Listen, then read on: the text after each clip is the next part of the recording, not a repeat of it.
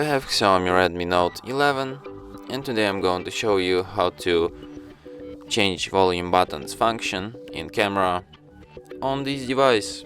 So firstly you have to open camera, then tap here, go to its settings, and here you can select volume button function. You can use it as shutter countdown, zoom, or just volume. And that's it. Thanks for watching. If you find this tutorial useful, don't forget to hit that like button and subscribe to our channel.